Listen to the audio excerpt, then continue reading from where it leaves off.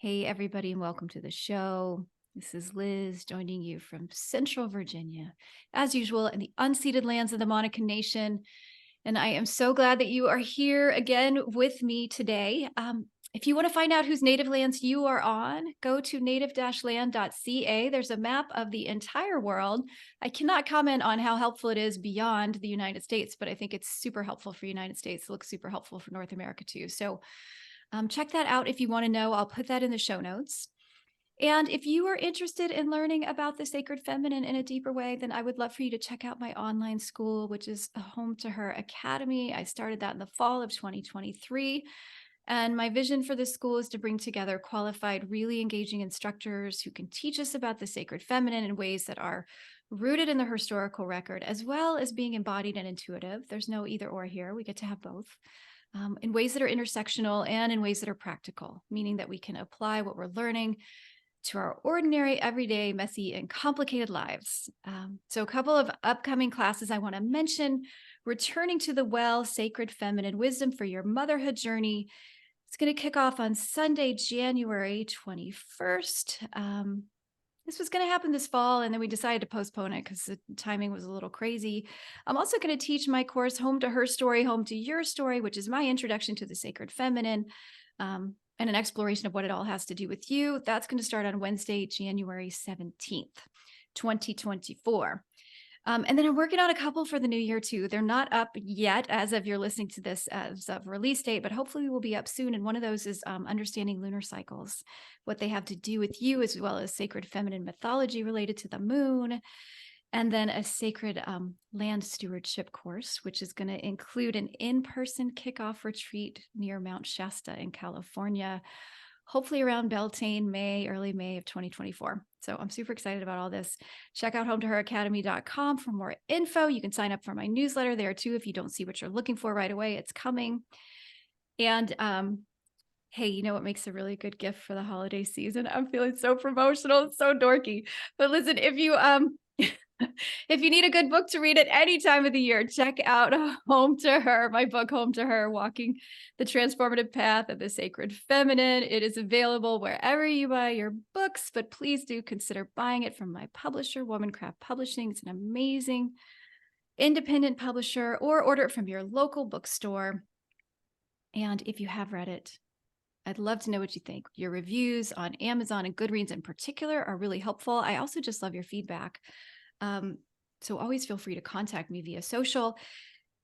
And same goes for the podcast. I love to hear your thoughts, and your reviews are always super helpful there. And that's it for my promotional spiel. So we are counting down to the final episodes of 2023. Wowzers. And this episode is one that I really, really, really wanted to do before the end of the year. And it's pretty different than any that I've done before. So for one thing, I've never had so many podcast guests on at one time. So this is going to be fun. But another thing, you might hear my perspective a little bit more than you do on a traditional episode. And that is because on this episode, my podcast guest and I, are going to be sharing an overview of a presentation that we delivered at the Parliament of the World's Religions earlier this year in Chicago. And we can explain about what that is a little bit more, but I'll just tee it up by saying that this is an event that's attended by thousands of people from all over the world. And it represents so many different religious and spiritual traditions. It was a really amazing experience for me.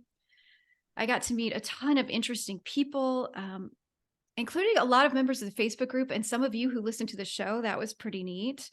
And I got to attend a bunch of workshops and hear from really cool speakers. But, maybe we'll get into some of that, the overall Parliament experience that we all shared. But what I really want to focus on is this talk that we gave, which was on how to foster intersectionality in earth-based spiritual traditions. And so to kick things off, I'm going to go ahead and tell you who my guests are today. The cool thing is they've all been guests on this show before. So if you want to do a deep dive into who they are and their work, I'm going to put that in the show notes so you can do that later if you haven't had a chance to listen to all those episodes. But I'm going to give you their names now, and then we're just going to go around and introduce ourselves in the same way that we did at our Parliament talk, which was sharing how we identify in terms of categories like gender, race, ethnicity, class, religious and spiritual background. And because this is all part of fostering intersectionality, right? It's paying respect to and holding space for our different experiences. So I have here with me today Nazon. She was my most recent podcast guest, so her name might feel real familiar to you. Gina Martin, who was an earlier guest in 2023. I have Lettie Sullivan. She was on way back in 2020. Feels like a long time ago. And then also, last but not least, Caryn MacGrandle, who was also a guest in 2023. Welcome, welcome, welcome, my friends, to the show. It's so good to have you all here. I kind of can't believe we pulled this off. Okay, and they're nodding. For those of you who are listening, I'm not just hanging out here. Okay. All right. So why don't we start? I'm just going to pick on one of you. So why don't we just start with our quick roundtable introductions? And then I thought what we'd do after that is if anybody wants to just give a little bit of a heads up on what we're talking about with intersectionality. And if I know, Marie, you and Gina in particular have both been to more Parliament experiences in person. So if there's anything you want to, share and explain about what that is. But Marie, I'm looking at you. So why don't no, she's shaking her head at me. Do you have to? Do you want to not go first? You don't have to go first if you don't want to. I think you're on mute. I just have a little background noise right now that I'm trying to settle. Okay, so Marie's not going to go first. So now I'm looking at Gina. Gina, you're on. Hi. My given name is Regina Dinej Martin, and I identify as female. I come from the Midwest, the upper Midwest, the cold, brutal winter North Midwest, from a long tradition of French and Quebecois Catholics.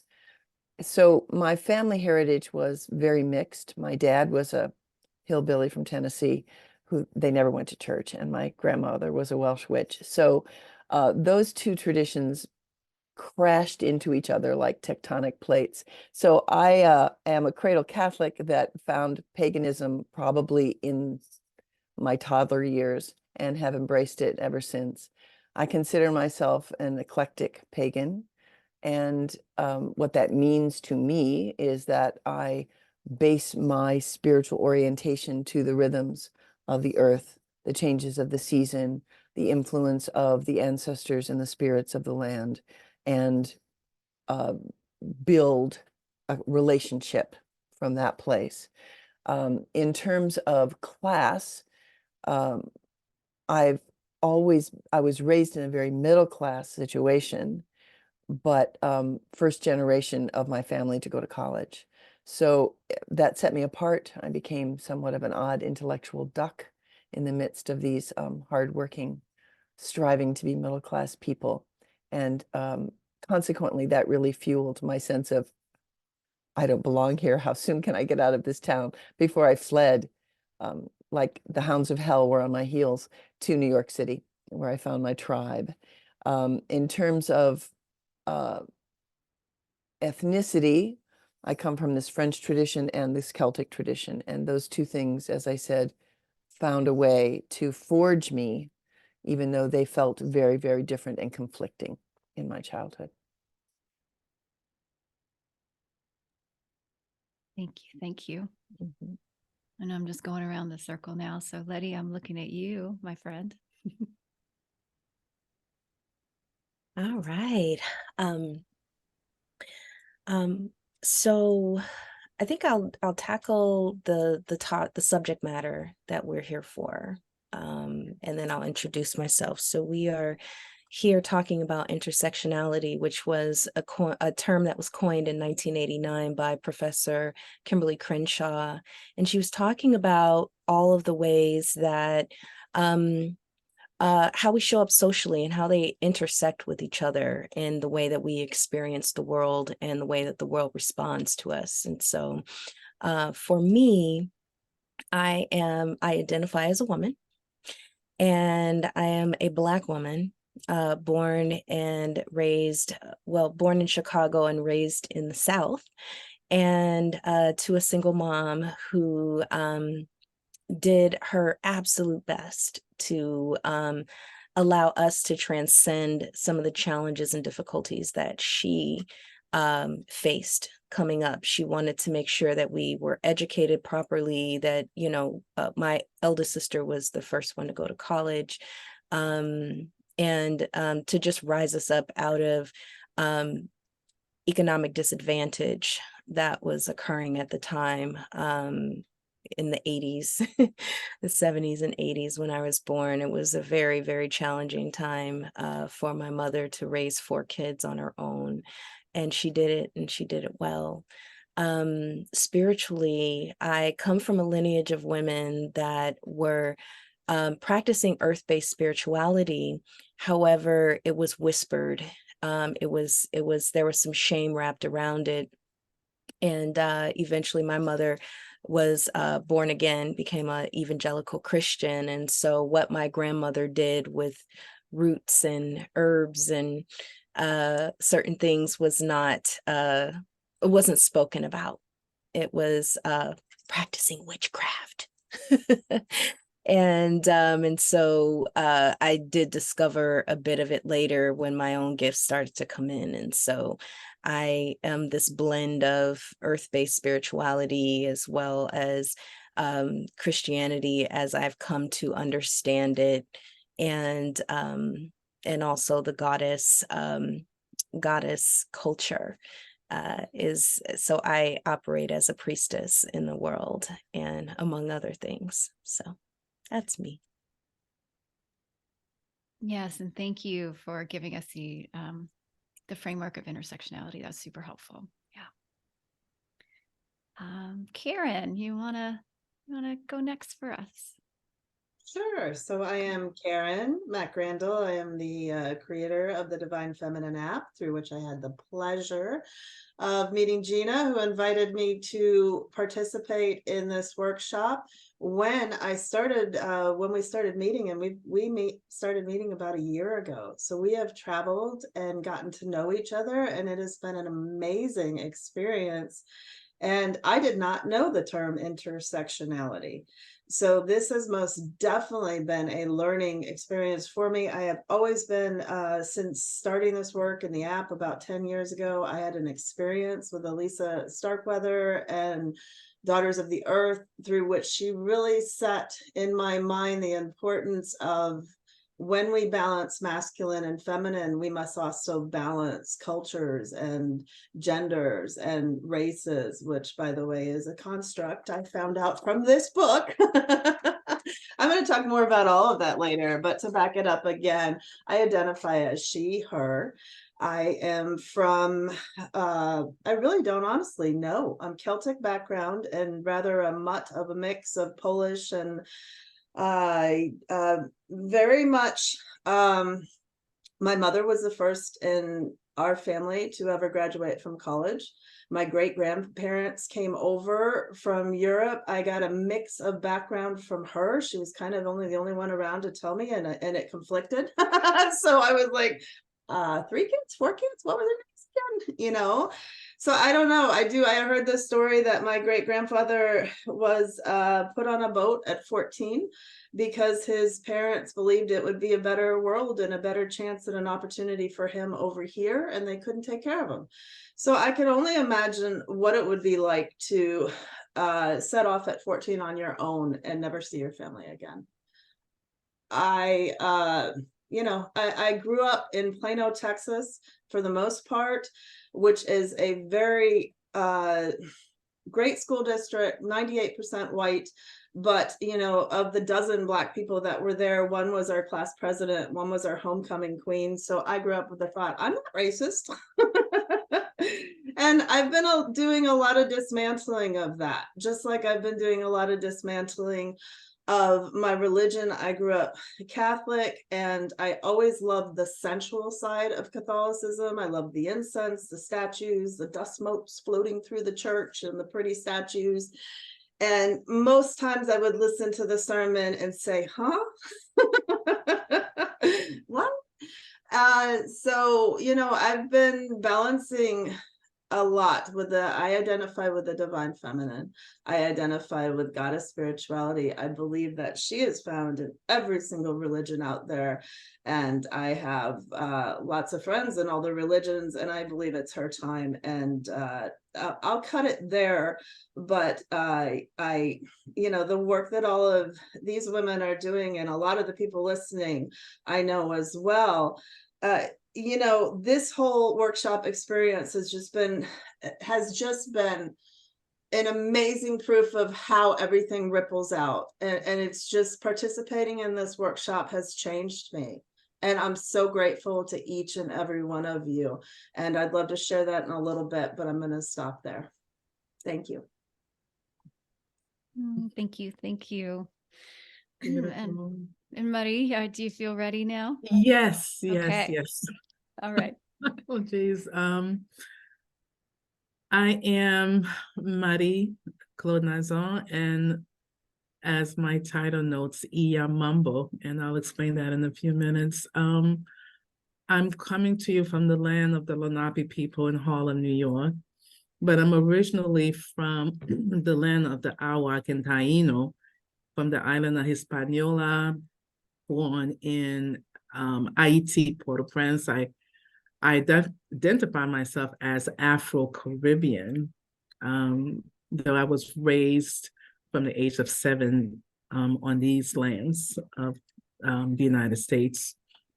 Like Gina, a cradle Catholic, and we'll probably have mass said for me once I leave this dimension.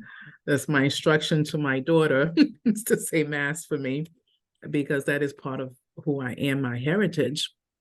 And very similar to my sister Lettie, I grew up with earth-based tradition, but it was unbeknownst to me until much later in terms of Haitian Voodoo, which is the tradition out of Haiti, based out of West Africa.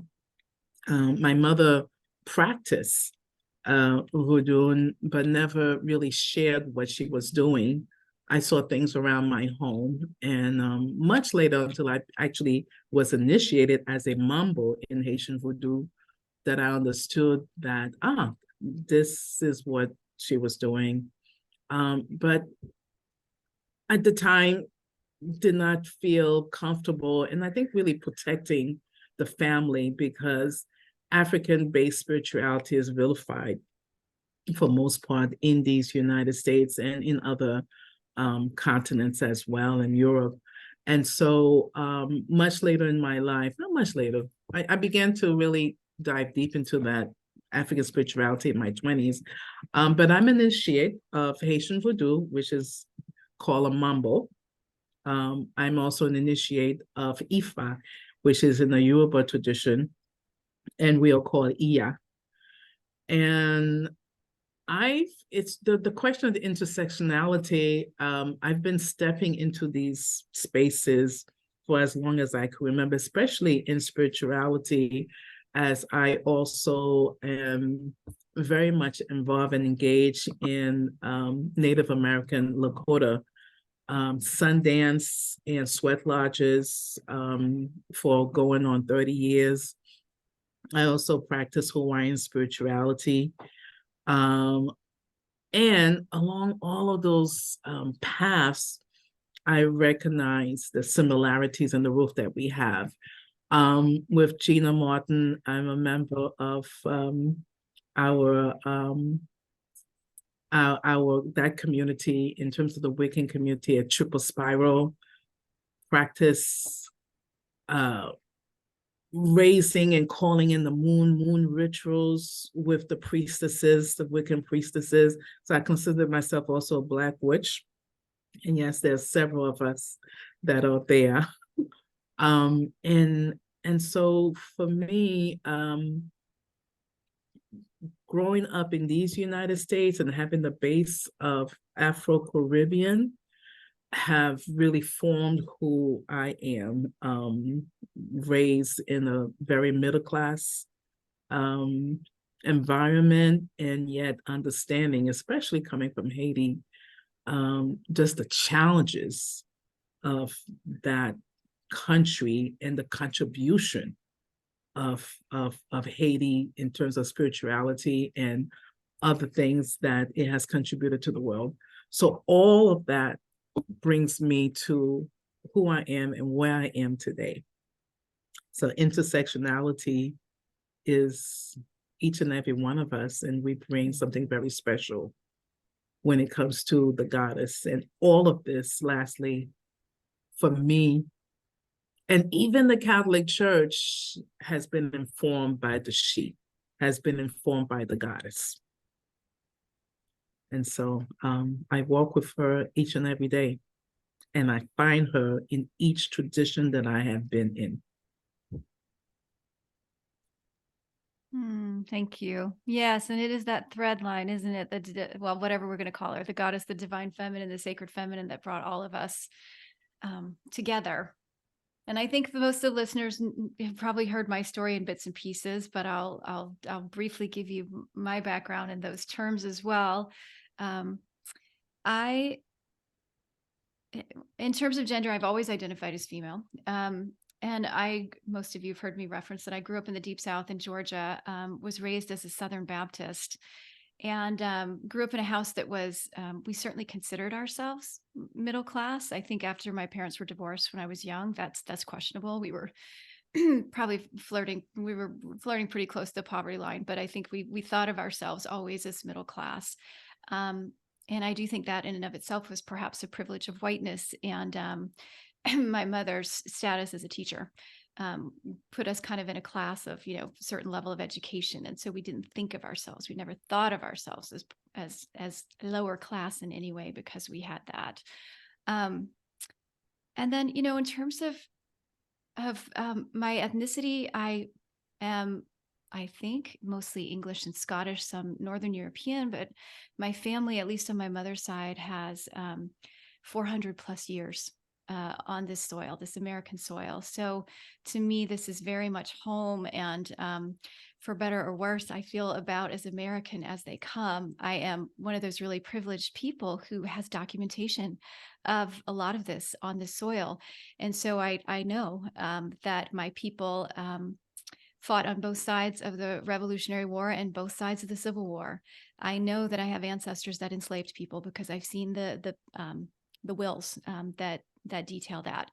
I know that I have ancestors who received land grants of stolen Indigenous lands and who died in skirmishes with Indigenous people. And, that can be heavy, I suppose.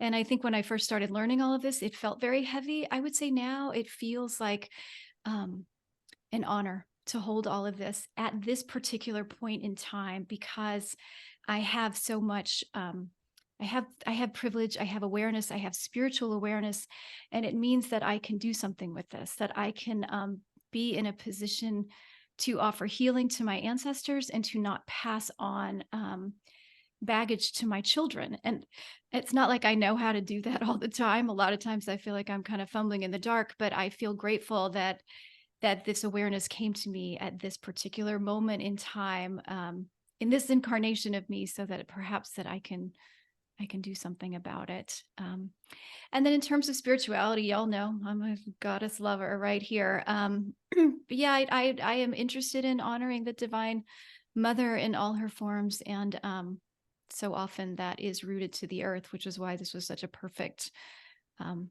conversation for me, talking about intersectionality and specifically earth-based spiritual traditions. So I want everybody to just have a chance. We all shared a little bit more on what we think of when we think about intersectionality. And I want to do a little round table, and nobody's under any obligation to remember what you said at the parliament. It can morph. I'm lucky in that I'm really high strung around this stuff. So I actually have my notes here that I could read from, but I'm not going to do that. But I want everybody to have a chance to share either what was present for you at the parliament, or, if that's changed, what's present for you around this topic and what you think is important to share now. And if anybody And again, Maria and Gina, I'm kind of looking at you. If there's anything that you want to say more about the parliament itself, feel free to do that. So did any one of you feel super called to speak? Gina? Yeah.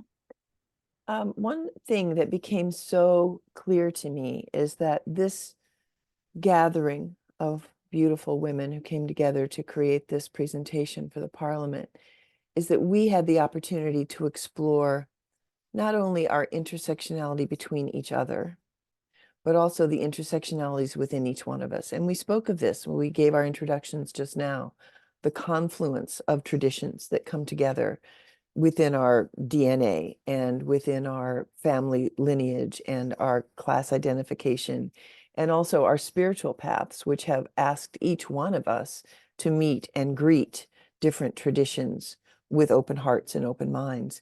And so I learned a lot about the ways that I have woven myself together, my own internal intersectionalities, in the opportunities I had to talk with all of you and to present our presentation.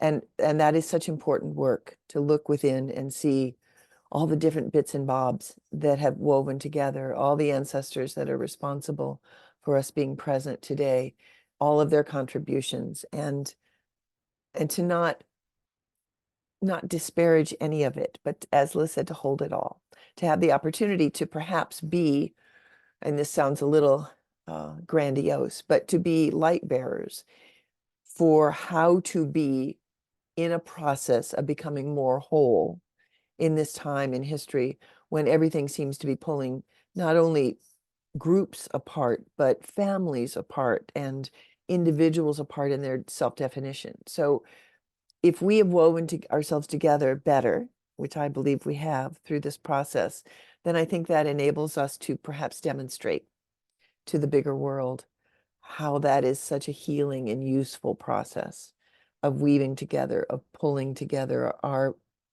own diverse and often argumentative parts that can show how to be a better human in this changing world. Yeah, if I can add, thank you for that, Gina. It just really opens my heart. And I think about the space called the Parliament of World Religion. And for the two of us, this was our third time having that experience. And it's and the Parliament happens every 2 years in different parts of the world. And it's a space that opens up to healing. And you have people from all spirituality, from all religion that gather to talk, to network, to converse in terms of what matters to us, right? And there's a strong representative from the Goddess community. I would love to see more of African spirituality in that space. In fact, I think I could count on one hand in terms of the presentation. But I was there, Lettie was there, speaking from our cultural experience.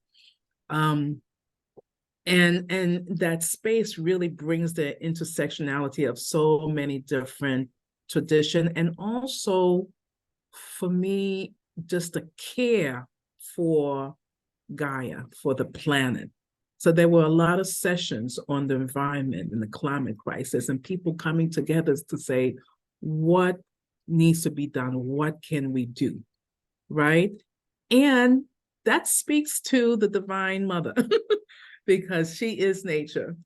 And so that space is precious, because for a week, we're really talking about how the goddess manifests on this plane called Earth and how we can best care for her.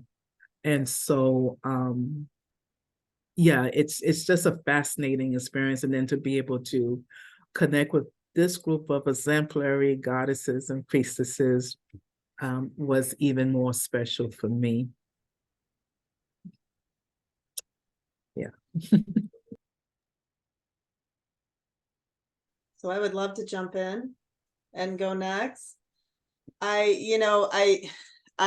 This was my first parliament, and I'm coming off of my second divorce 3 years ago, so I'm putting my life back together again. And I asked myself after the parliament, was it worth it? It was very expensive. It took a week. It was exhausting. And it's like one of those things that you don't really see tangible. Okay, this is this. And I know that all of us do this work because we love it and it moves us and it gets us up in the morning. But we're mainly not getting paychecks for it. So, it is a question that I often ask myself. And part of when we were doing this work, I said I wanted to share this story. So Lettie I'm not sure it was Gina or Marie who recommended my grandmother's hands. I think everybody recommended it to me. And it's Resmaa Menakem, and I'm sure that Liz will put a link in the comments. But this is an incredible, absolutely incredible book. And it really speaks about intersectionality in that we are right here poised at this point in our story to heal this trauma. And I've been sitting there reading this book, and it's not something that you can sit down and read. Like a lot of these books, it's not something that you can sit down and read in one setting. I read a chapter, I read a few pages, and then I have to sit and think on them. And I had just gotten done reading about the different eras, and it talked about the enslavement era from 1619 to 1865. Where that was actually when the construct of race came into place. It wasn't a construct before that. It wasn't the white race, and how white supremacy was put in place as a political move to retain power. And, the bottom line, and I'm also a huge fan of Marianne Williamson, and she says it a lot, that the struggle right now is not the division between the left and the right, or the conservatives and the liberals. It's between those who hold power and those who don't have power. And so I'm sitting there and I read that, and it talked about, when we came to the New World, how there were poor people of all different colors who wanted to have this freedom and to better make their lives easier. And the people who held the land rather used the construct of white race to create division and say, you can have this land, but help me watch those Black people and keep them in line. And how this, it's just, it's a horrible thing to look. So I'm thinking on this, and I'm applying for jobs and doing this because my app doesn't pay my bills, which hopefully one day it will, but it doesn't now. And I get a call to do a job for Section 22007 of the Inflation Reduction Act that has been put in place by the Biden-Harris administration, of which I'd never, ever heard. And I'm curious how many people have heard of this, because it's amazing work. And when I avoid the media, which I try to do often because it is filled with crap, but I do see it every once in a while, and I do try to stay aware of what's going on. I've never seen anything about this. And, I started this job. Today will be my third day, and I'm already blown away. I am already completely blown away by hearing these stories of Black people, but it also addresses Hispanic, it also addresses Native American, it also addresses gender, it also addresses that you were too young, you were too old, but for all these reasons, they were turned down loans by the USDA. And so there has been allocated $2.2 billion. And the program, you fill out a lengthy 40-page application, and that's my job to help with that. And then they're going to allocate those funds in the beginning of the year. And I'm just blown away. I'm blown away that I get to do this healing work. I'm sitting there listening to these, that I can, have a hand in helping redress a wrong. It completely blows me away. And I have this gut knowing that I wouldn't have this job if I hadn't been on this path I've been on.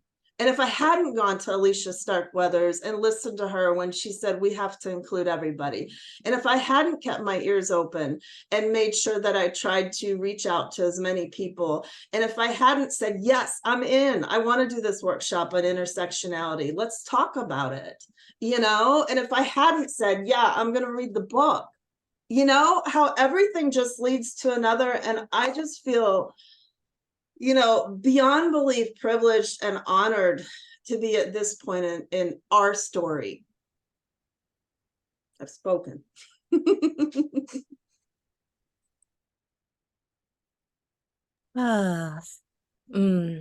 Thank you so much, Caryn. It's just so beautiful to hear how that synchronicity comes together, and it's what happens when we're in alignment.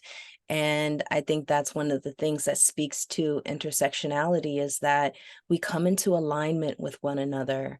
And the beauty of doing this work that has been much maligned in the past several years, it's been met with so much disdain for even the concept of honoring people for all of the ways that they show up in the world and how the world responds to them, right? Based on these traditions, and sometimes you know, xenophobia and all the isms.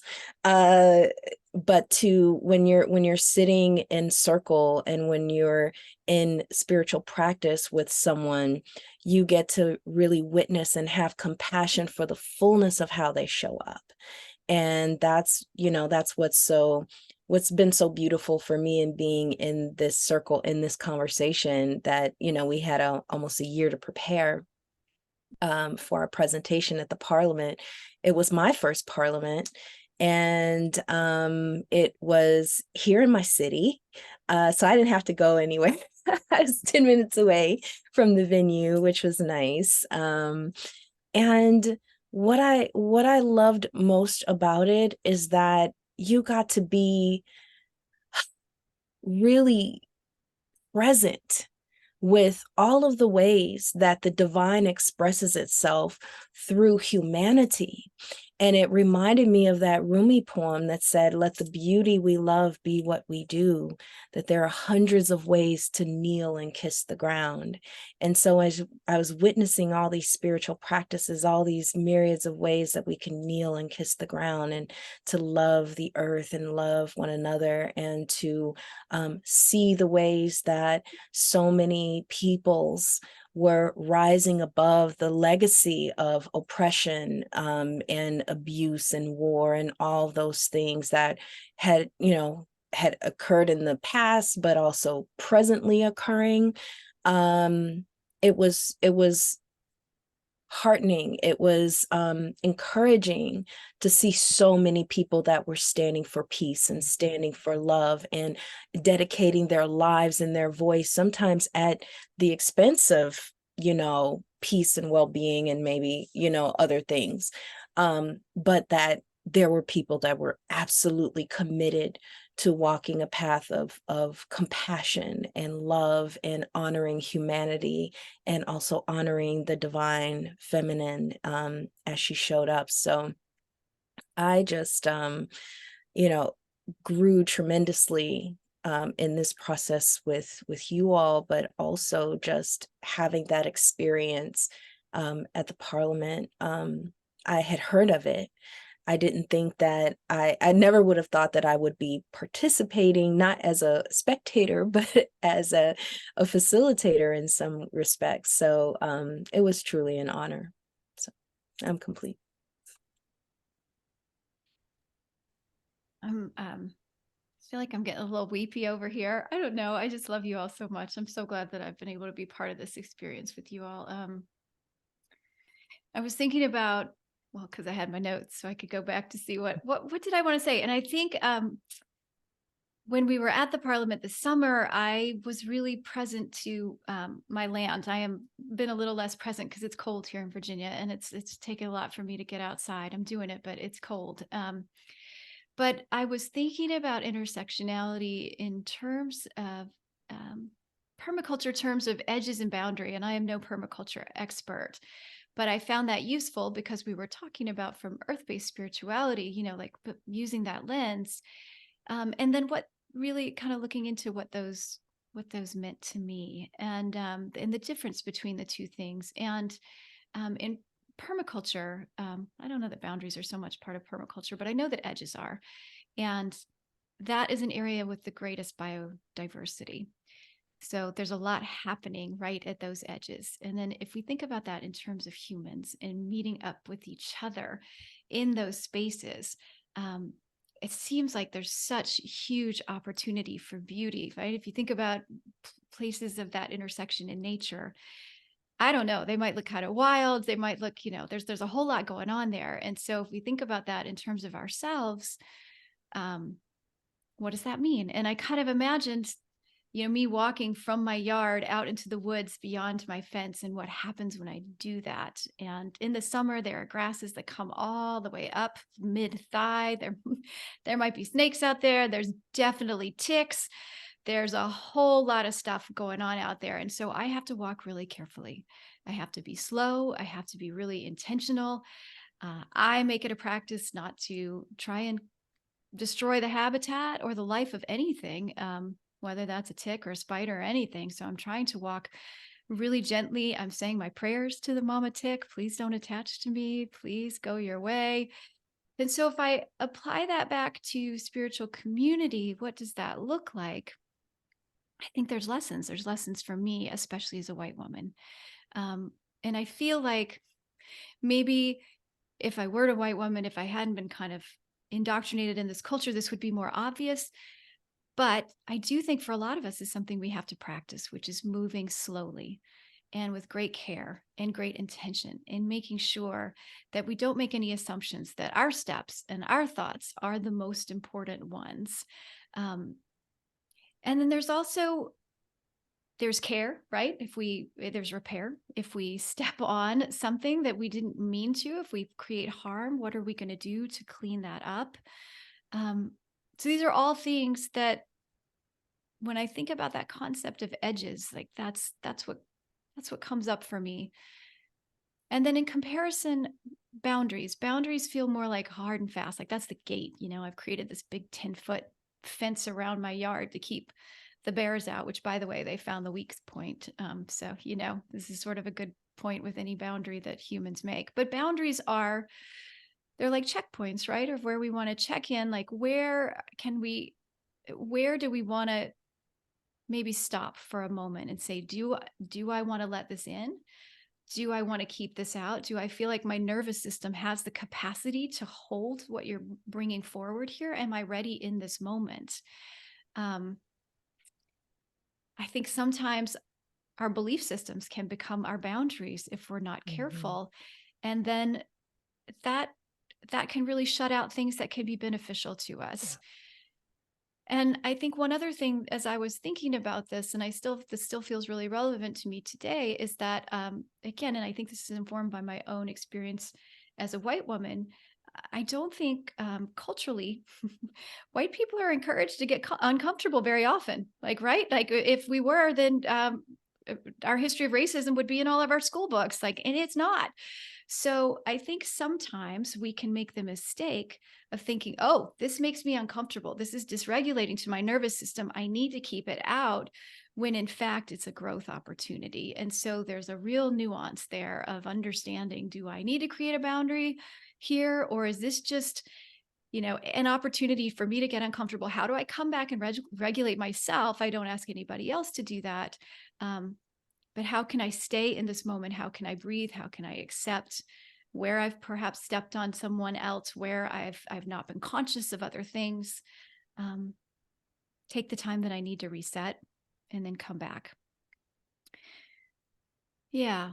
And I guess the one other thing I wanted to say, specifically around the intersectionality, Gina, you sparked this in me when you were talking, is the idea of time. And just multiple of you have mentioned that we worked together for a year to put this presentation together. And that feels really relevant to me in terms of intersectionality too. I think we live in a culture that wants to see everything super fast, and we're just going to clean it all up. Everything's going to be fine, or we're all going to be instantly in alignment. And I think when we're holding all these differences and all of these different histories too, it takes time, it takes time to create trust and support. So that, I don't know, that feels like an important piece in terms of thinking about intersectionality for me right now as well.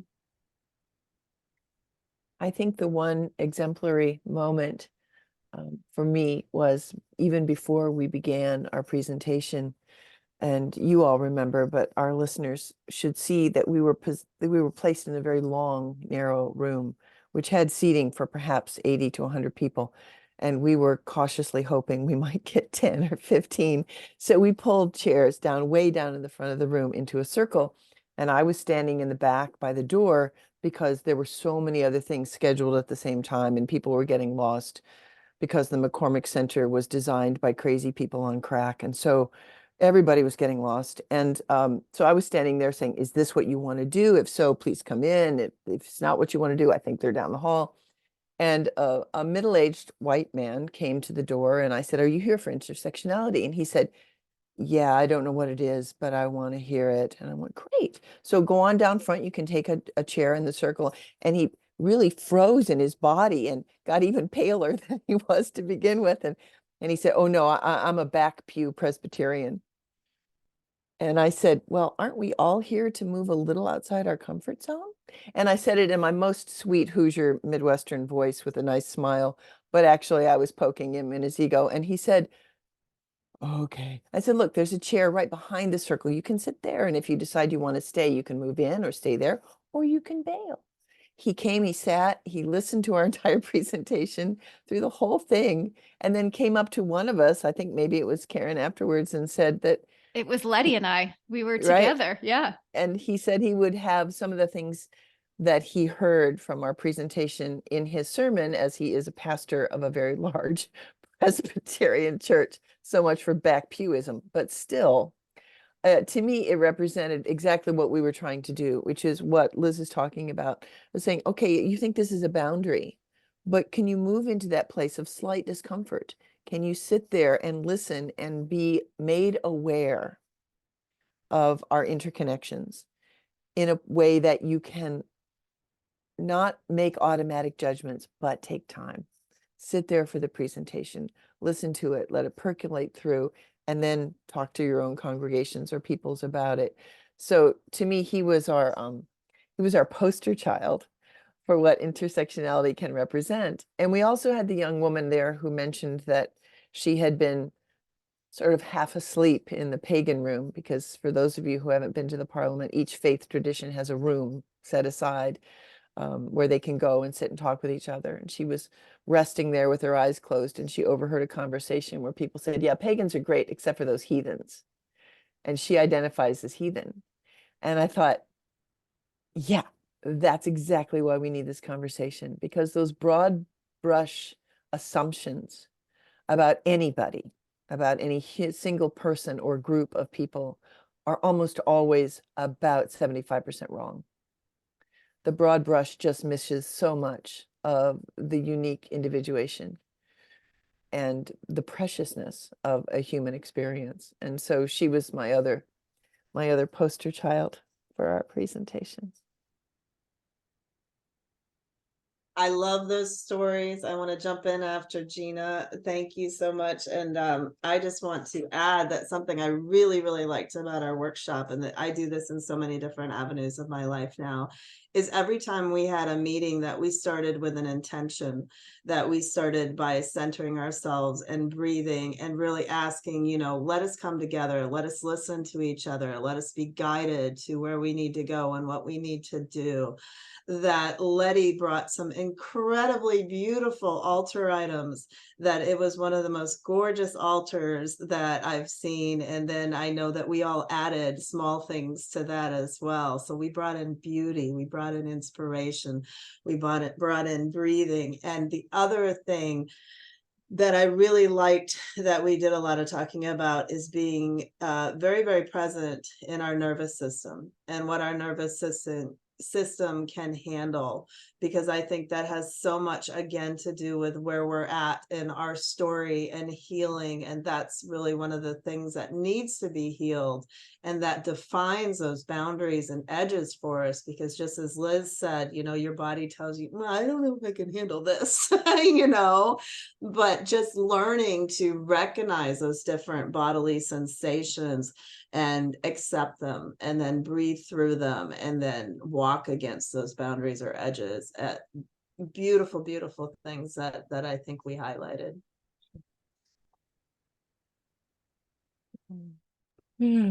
Yeah. I finally got a ping of what I was presenting in, in the circle, and it was about that concept from my grandmother's hands about clean pain and dirty pain. And so what do you do when your nervous system starts to send you signals that it doesn't feel safe, that you're not comfortable, that fight, flight, or flee, or even annihilate response is happening in your body? And depending on whether or not you're being chased by a bear, or you're just in an uncomfortable conversation, you know, you want to, you know, because of course, if you're being chased by a bear, you want to listen to your nervous system and get out of there. But if you're having a difficult conversation and you're getting the heart racing, and this thing is happening to you, you know, what are the ways that you settle yourself, right? To breathe, right? To soothe your body, to rock your body. There are things that I observed as a child in the Pentecostal church, where the elders would come and they would be singing and rocking and humming and doing these things that were soothing to the nervous system, and allowing them to regulate, right? But when we're in an intersectional place with other individuals, and we're feeling the discomfort, maybe you're being confronted about something that you said that had a adverse impact on someone, and they wanted to talk to you about that. The pain, the sensations that you feel when that confrontation is occurring, you've got two choices. The first choice is the clean pain, which is to take it in and just feel all the discomfort, feel all the feelings. But the other response, and unfortunately it's kind of the well-worn path, is to shut it down, to ignore it, to do a bypass. And what that bypassing does is it creates the dynamic of pain that just festers and builds up.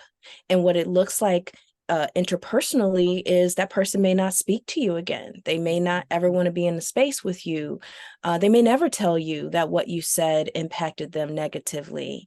And that festering is what creates the separation and the duality, even with people with the best of intentions, when there are these blind spots to how someone who sits at an intersection of oppression that is widely accepted in society, you know, people of different sexual orientations or different abilities in their bodies and things like that, that there's been such a deep acceptance of carelessness when it comes to one another and people that are different. And so, you know, leaning into that clean pain is like pouring peroxide or alcohol or some kind of solution on a wound. It's going to sting, it's going to burn, but it's going to lead to a healing, versus, you know, just letting it fester, pretending that it didn't happen until it either explodes or gets so dire that it's, you know, not fixable. So it is a way that, you know, we encourage you to lean in when there's something uncomfortable versus leaning away and bypassing. Wow. Oof. Speak, girl, speak. I'm sitting here and thinking, so I have a doctorate. Yes, Dr. Nazon. In social work. So I have one of the highest degrees of the land, and it has put me in spaces at times where I'm the only person of color in the room. and sometimes only Black woman in the room, because of some of the things that I do in my professional career. And that's also been the case in spiritual communities where I've been the only Black woman in the space. And sometimes I think about that. It's like, well, what's bringing me here? And what has brought me into those spaces when I've been the only one was my connection to the divine feminine, which has no color, which really has no gender. And so sometimes when I look around the room and say, oh, I'm the only one, but what keeps me connected is the divine feminine, right? And I've been in spaces where I've been the only one and brought in the conversation of African spirituality. And that has been the purpose of my presence in that space, bringing in that intersectionality of race, gender, culture, and really showing and demonstrating that, you know what, sisters, we're sisters and we're one. At the very foundation, we're one. And especially being a Black witch and working in academia has been interesting, to say the least. And I made a decision some years ago to bring all of me in my workplace. And so there was a photo essay of myself and my daughter in the book called Witch, that look at the spectrum of who are the witches. And there are indeed Black witches like Lettie and I. And it was highlighted in the New Yorker, prestigious magazine of all places. And my colleagues reached out to say, hey, I saw you. And I was like, oh my God, I'm out. And you know what? I was okay. I had to be okay with it. So bringing my education, who I am, into my spirituality, into the space, supports me to serve the goddess in educating whoever comes to my space, especially one of my purposes in this life, born in Haiti, where Haitian voodoo is our tradition and is very much vilified in this country and others, is to say, hey, this is not a backyard, only people in the villages and the countryside practice. I have a doctorate. I am well-traveled. I am author. I'm this, I'm that, and other. And I practice Haitian voodoo. And I am a Black witch. And I practice other African spirituality. And so I think for all of us, our purpose is to really share in our community who we are. And like you said, Lettie, it's a courageous conversation. It can be goddamn uncomfortable. But yet we are doing a service to the divine feminine, the goddess, who is here already. She ain't coming, she here. And so it's really, so our presentation at Parliament was really showing who we are and all our intersectionality in all our beauty and all the phases that the goddess comes in. Yeah. I'm complete. I feel like you just kind of put a little cherry on top of this conversation. So well done. Mic drop, right? Oh my gosh. Oh, this went really fast. I want to keep talking to you all, also selfishly, because I want to keep talking to you. But I think we need to wrap up. Gina, I'm going to put you on the spot. So one thing, and you are free to say no, but one thing that we did that we closed the Parliament with is Gina led everybody in our circle in song. And it was really cool because there were definitely some people there that I think were like, what is happening? I don't know what's going on. And yet they did it. They were game. And it was so beautiful. And so, Gina, I don't know how you feel about that. If you would be willing to sing us out of this episode. Okay, that would be beautiful. And before you do that, I think we'll just wrap there. We'll let you sing. We'll wrap there. I just wanted to say thank you to each of you beautiful women for being here with me. I am so glad we were able to pull this off. I love you. I'm so grateful to all of you for listening. I'm just full of love right now. So Gina, yeah, let's ride that. Deep down inside of me, I got a fire going on. Deep down inside of me, I got a fire going on. Part of me wants to sing about the light. Part of me wants to cry, cry, cry. Deep down inside of, I got a fire going, I got a fire going. Deep down inside of me, I got a fire going on. Part of me wants to sing about the light. Part of me wants to cry, cry, cry, cry, cry, cry, cry.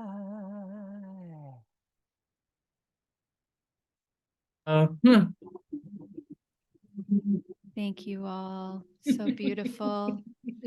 We'll talk to you again very soon.